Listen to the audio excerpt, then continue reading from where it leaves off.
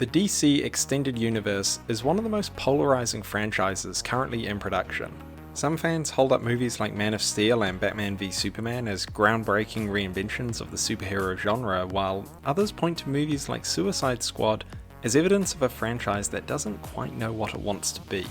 I can see both sides of this debate, but that's the topic of another video. Instead, I want to use Wonder Woman 1984 and focus on what I see as a problem a lot of DCEU movies have. And the problem is this: the first act doesn't do what it's supposed to do. See, no matter what kind of story you're telling, and no matter how you define an act, the first act of a story always serves the same overall story purpose: set up the characters, their objectives, and the conflict in the story. Now, some DCEU movies do a fairly decent job of this, like Shazam, Man of Steel, Aquaman, and especially the first Wonder Woman. But Wonder Woman 1984 and some of the weaker DCEU movies like Birds of Prey, Suicide Squad, and Justice League, they all have convoluted first acts that fail to properly set up the story. As a result, the whole movie gets thrown off because the story and characters haven't been properly established. I'm going to use Wonder Woman 1984 as my example in this video essay. It isn't the only DCEU movie to suffer from a poorly written first act, but it is the most recent one, and the problems with it are common across other titles.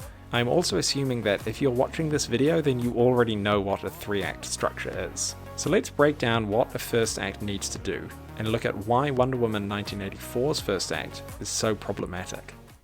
What do you think? I think we can do better. Number 1, set up the conflict. This is a really important thing for the first act to do, but I'm not going to spend too long on it because I actually think Wonder Woman 1984 does this particular part pretty well. This isn't to say that I think the conflict itself is particularly compelling, but the film establishes it pretty clearly, which is all the first act has to do. Michael Haig describes there being two conflicts in any story: the inner journey for the protagonist and the outer journey. For Diana, the inner journey is her having to come to terms with losing Steve for good. The outer journey is about her stopping Max Lord from destroying the world. As with any character arc, the climax brings these two conflicts together, and the protagonist has to overcome their inner conflict in order to triumph in the outer journey. So yes, points all around to Wonder Woman 1984 for setting up the main conflict of the story in the first act. So let's look at number 2, set up the characters. For me, the most important role of the first act is to establish the main characters and their objectives. So let's run through the 3 main characters of Wonder Woman 1984 and how they're set up in the first act. To start, we see Wonder Woman doing superhero stuff, and then we spend time with Diana Prince. We don't get the sense that she's having trouble balancing her two lives, like say Peter Parker in Spider-Man 2, but we neatly establish that Diana is not feeling fulfilled in her life because she is still mourning the loss of Steve. This is all actually a great example of show, not tell. But a few scenes later, Diana says all of this to Barbara. He died. But I still think sometimes that I see him up there in the sky. He was a pilot. This not only wastes time by delivering exposition that we already know, but undermines the impact of the earlier scene that told us the exact same information visually. Now Barbara. They really go out of their way to show us how clumsy and awkward she is, and to be fair, this is also show not tell, but it's about as obvious as you can get without the character explicitly saying something like, "I'm so clumsy and unpopular." Oh wait. And I would know because I've never been popular. So the film makes the same mistake of repeating things we have already established about the characters twice in the same scene. The only thing the lunch scene adds to Barbara's character that the first scene didn't is her jealousy of Diana. But if that's the point, then we don't need her to be rescued in the park in the next scene to repeat again something we have already established. Finally, Max Lord. First of all, let me just say I loved Pedro Pascal's performance. He completely understood the over-the-top, cheesy comic book movie villain brief and just went all in. He's not just chewing the scenery, he is absolutely devouring every scene. You just have to want it! It's hard to believe that this is the same actor who plays the Mandalorian, but I've talked about the Mandalorian in another video, so let's bring it back to Max Lord. You see, despite Pedro Pascal's performance, his character was probably the most poorly established of the 3. And it didn't have to be, but to start explaining the flaws of how his character is established, we need to look at his objectives, which brings us to the third thing a first act must do. See, when you set up a character in the first act, you also need to establish what their objectives are. Now, Wonder Woman 1984 does this pretty well with Diana and Barbara. I mean, they literally wish for their objectives. How much more explicit do you want to be? But Max? What's his objective? Well, when we first meet him, his objective is to get the Dreamstone. We presume this is so that he can turn around his oil fortunes and get rich. But after becoming the Dreamstone itself, he immediately fulfills this objective. Now, by most definitions, this would be the inciting incident because it sets in motion the rest of the story.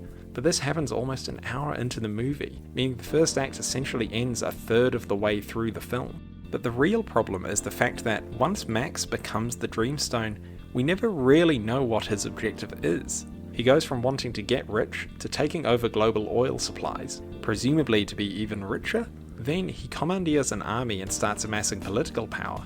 Then his objective changes to wanting to grant wishes to more people to take their health, which leads him to the White House, where his objective changes again to taking over the satellite communication system and communicating with the whole world. One of Pixar's rules for storytelling is to combine characters and hop over detours.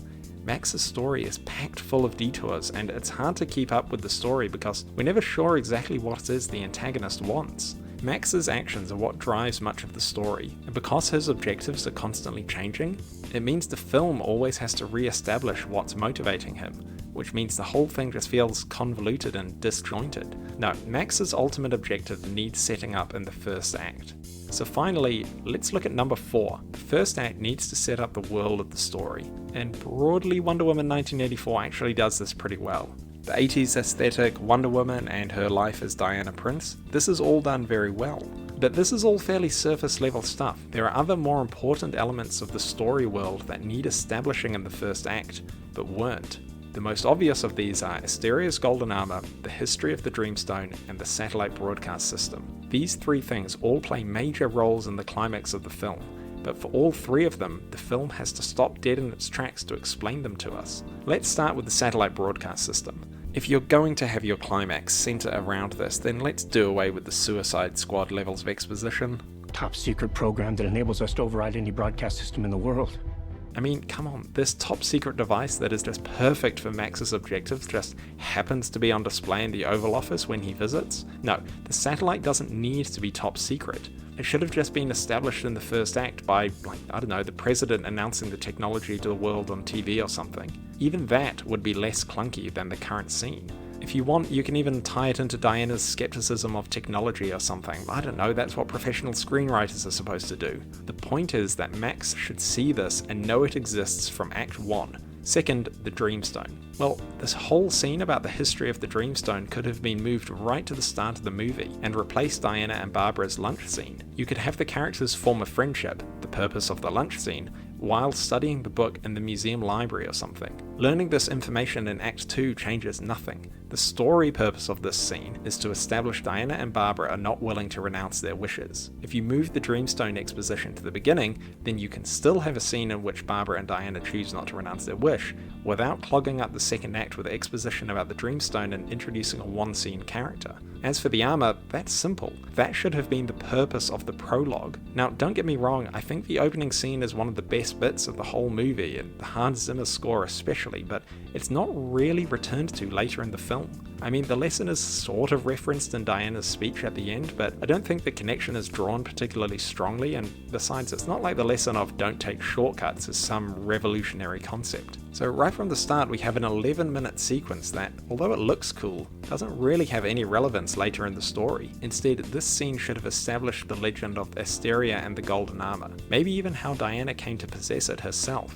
That way, when she wears it ahead of the climax, it's a powerful moment. In the current film, she introduces it just 24 minutes before she wears it, so there's no suspense or payoff when she does. It also doesn't help that the whole thing was ruined in the marketing. Hey Hollywood, here's a free tip. Anything that happens after the halfway mark of a movie is off limits to the marketing department. Okay? Good. It's disappointing to make this video. The first Wonder Woman isn't just my favorite DCEU movie, it's one of my favorite superhero films. I was so excited by the sequel, and I thought that the colour and style of the 80s would give it a great change of tone and aesthetic from the first one. Sadly, this wasn't enough, and I left Wonder Woman 1984 feeling disappointed that DC had reverted to their old, convoluted style of storytelling.